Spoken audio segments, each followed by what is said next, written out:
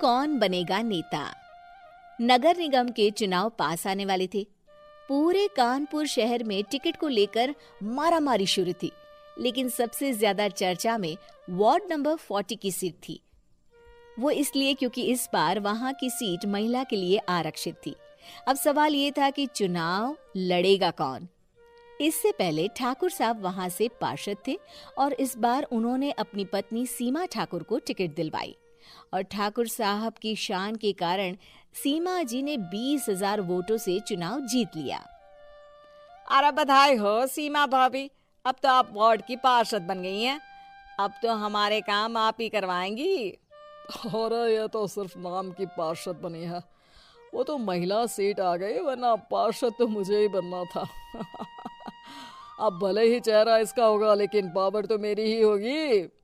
अरे वाह भाई साहब, क्या दिमाग लगाया है आपने भी। आइए आप लोग, खाना लगा दिया है सबके लिए। सीमा जी पार्षद बन चुकी थी, फिर भी उनकी एक ना चलती। सारे काम ठाकुर साहब खुद ही संभाल लेते और जहां जरूरत पड़ती वहां सीमा जी का अंगूठा लगवा लेते। सीमा जी ज्यादा पढ़ी लिखी भी नहीं थी। एक दिन ठाकुर साहब और सीमा एक प्रोग्राम में जाते हैं।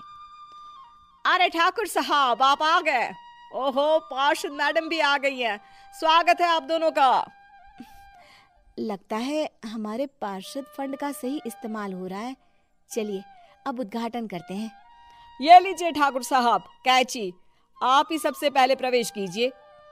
सब लोग आगे निकल जाते हैं और सीमा जी पार्षद होने के बावजूद भी पीछे खड़ी रह जाती हैं।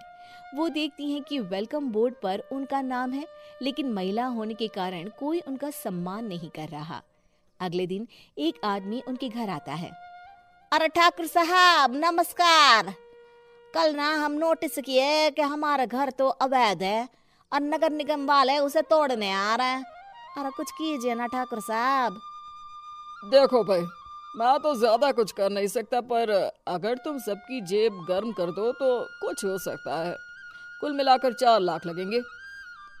अरे 4 लाख ठाकुर साहब? अरे भाई, मैं अपने लिए नहीं मांग रहा हूँ। दरोगा है, इंजीनियर बाबू है, बड़े साहब है, सबको देना पड़ता है ना थोड़ा थोड़ा। बोलो है मंजूर?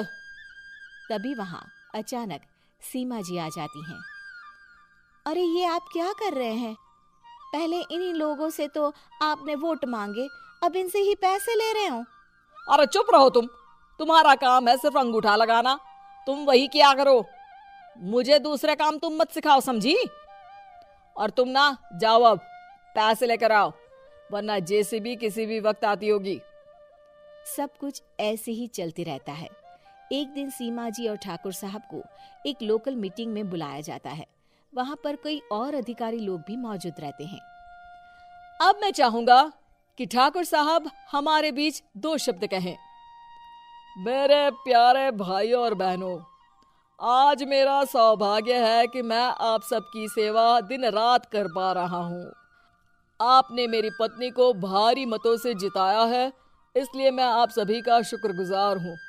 मैं आप सबसे वादा करता हूँ कि हमेशा की तरह हमारे वार्ड में किसी को कोई तकलीफ नहीं आने दूंगा। सभी लोग तालियां बजाने लगते हैं। अब मैं माननीय पार्षद मैडम को स्टेज पे बुलाना चाहूंगा।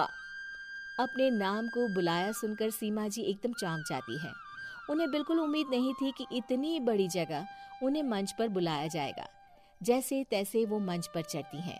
ऊपर जाते ही सीमा जी को सारी पुरानी बातें याद आ जाती हैं कि किस तरह उनके पति उन्हें कभी भी आगे बढ़ने नहीं देते और उनके नाम से गलत काम करते हैं।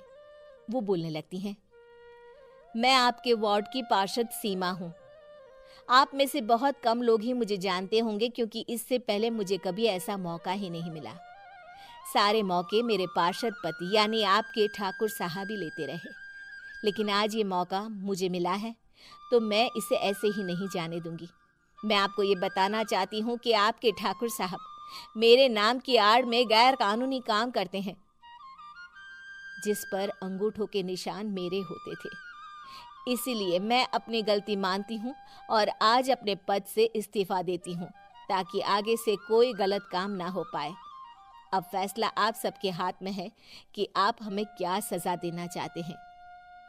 सीमा जी की बातें सुनकर ठाकुर साहब के चेहरे का रंग उड़ जाता है और वो शर्म से मुंह नीचा करके वहां से चले जाते हैं और पद से इस्तीफा देकर ही सही सीमा जी अपने आप में आत्मविश्वास महसूस करती हैं।